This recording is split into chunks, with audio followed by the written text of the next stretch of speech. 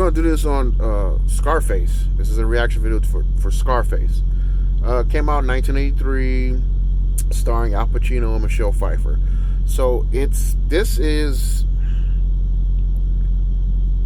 one of those movies that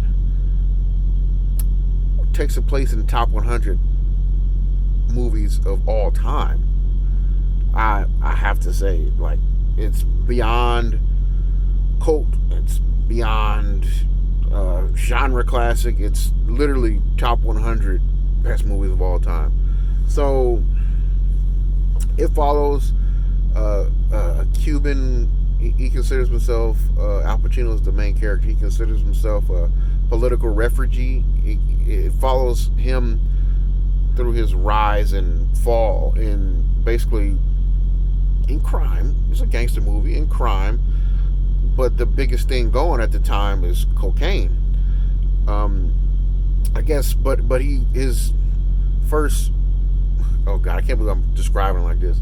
His first love or his first profession is to be a shooter. He's an assassin, if you will. So he gets to America. He gets his first job.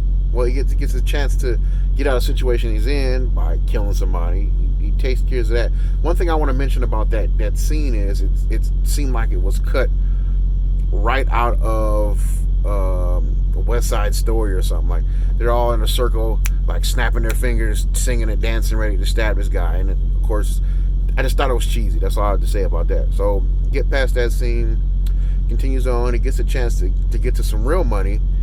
I think it's important to mention these scenes, the drastic difference from him like stabbing a guy, going on to getting into a serious situation where he's sent somewhere to purchase cocaine, but the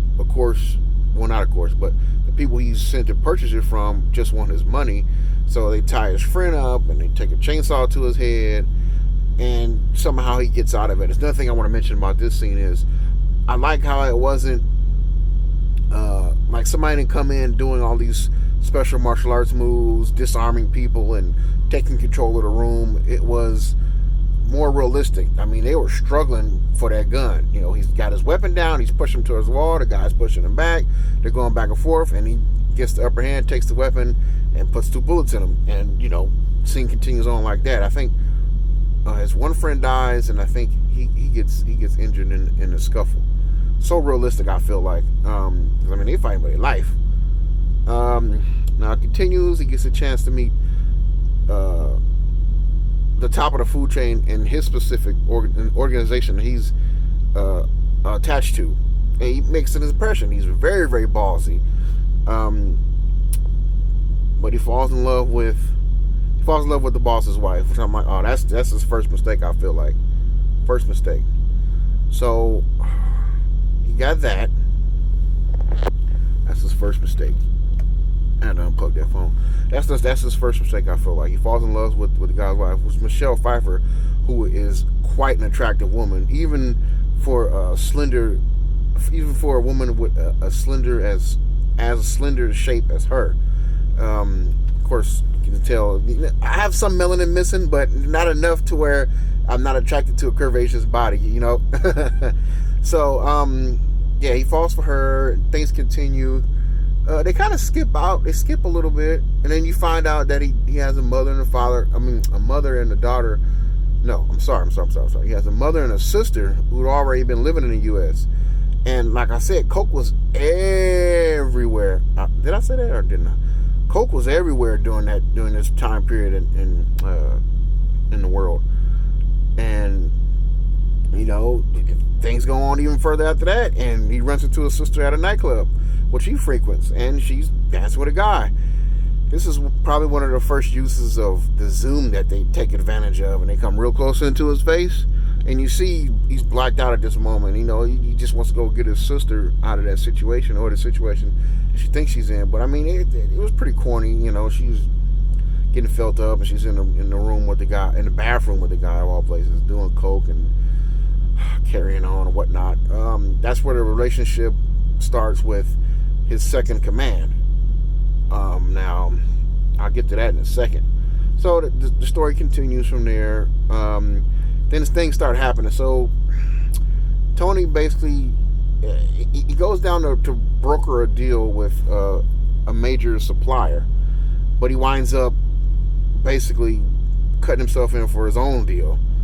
And the guy goes down there with winds up getting killed, and then he comes back, and it's like something's got to happen, but his boss man is pretty much acting like no big deal. I mean, he's upset, but he's not really acting too mad about the situation. But then basically a hit gets put on Al Pacino's character, Scarface, Tony Montana, and he survives. So I think he's been shot like 2 times so far in the movie. And then he goes back and murders his ex-boss and murders the cop, which is, I really, now to mention something about that scene, I like the interaction between the cop and Tony. They're both going back and forth, but the cop is standing his ground. You know, he's going out strong. Okay, I just like that. There's a lot of emotion in that scene. So now you get that, and you fast forward. He pretty much kidnaps his ex-boss, which he just killed, girlfriend, and then he winds up marrying her. I'm like, poor girl. I mean, she not only did she get tossed around like drug lords, but she's like unwilling participant in this. I feel like she's always upset, always mad, and I think I'm skipping something, but I want to get to this part. So they're having dinner, the kidnap and the kidnappee, or however you want to put it. They're having dinner, and they have a really big argument, and at the end of it, Al Pacino's character decides to make a speech, and it's a famous quote. He's like, take a look at me, because it's the last time you're going to see a bad guy look this good. And then he starts talking about, oh, you know, you want to be me, but you're scared to do it. Damn, the character phrased it a different way, though. The way he phrased it, at least I feel like the way he phrased it, he was trying to tell him to kind of like wake up, because I feel like this is a parallel something in real life. I feel like so many people can become complacent. Maybe that's too big a word. So many people, for me anyway, because I don't even know what it means. I feel like so many people get comfortable or settle with not only their quality of life, but what they're doing in life. Personally, me, not necessarily to have settled, it's just you get scared into a routine. I have a mortgage now. I don't want to do anything to jeopardize, number one, a roof over my head, and number two, my credit. So I want to keep paying that mortgage till it's all done, and it's quite a bit of money. It's over $200,000. You know what I mean? So that's a lot of money for an average person, I feel. But you know, I feel like that speech he made didn't really go with the setting in which he was in and the people he was telling it to. It was like, these people in my mind are pretty much, they're successful too. They're wealthy, so in my mind they're successful. They may have some type of psychological or mental issues going on, not necessarily insane, but like some type of barriers that have been created due to past trauma or something like that. But otherwise, I mean, they don't have to worry about anything. They don't want for anything material. That's just me. I mean, okay. And then you go forward a little bit. So he basically owes the massive. He's not a distributor. He becomes a distributor. The guy who has the large quantity of the product, he owes a favor to him. Now, these guys are in a lot of trouble. It's the distributor and the Minister of Defense and U.S. Senator. It's all these people that are like big players in politics, and they need this guy who's basically a reporter, and he's mouthing off, telling all the secrets and spilling the tea or whatever you want to say. So they have to take him out, and they want to make it really public. So this is a small shot at shining a light at Tony's heart. The only time they have to kill this guy is when he's in his car in front of an embassy.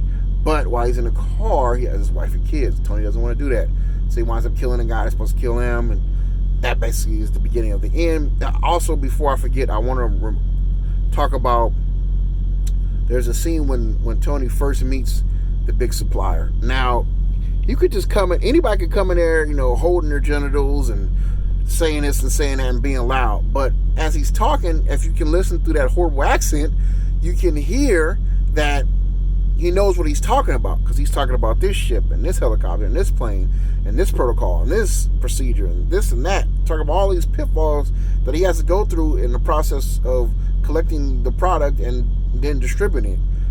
That's a lesson for life. Know what you're talking about. If you want to be successful, know the ins and outs of wherever industry or position that you want to get into. Just don't come there being the loudest one, because that's not going to get you anywhere most of the time. And if you do, you're going to fail horribly. Even though he wind up, but that's his biggest downfall is the way he thinks. That's his biggest downfall, So he winds up having this really, really, really big shootout. I know I'm leaving a lot out, but I want to keep this video short. I'm leaving a lot out. So he winds up getting into a big shootout, and he's the famous line, "Okay, you want to play? We can play." And he's like, "Say hello to my little friend." It's I'm not 100% sure what type of firearm it is. It looks like a M16A2 with a 40 millimeter grenade launcher. Now, I'm just saying numbers and letters, and I don't know if it's right or not, but I know it's a M16 AR-15 variant or something like that. Before he wound up doing a lot of coke, and he gets hit several times with enemy fire, but he's still up because of the adrenaline and the drugs. But shotgun, 2 barrels of a shotgun right to his back at close range. Doesn't matter what you're on, you're out of there. And that's the end of the movie. I liked it. It's a great movie. The only thing I wouldn't really like is the accent. Of course, the accents. Those are the worst things. I ain't even talk about his sister. It's just I know I left out a lot of stuff, but it's a great movie.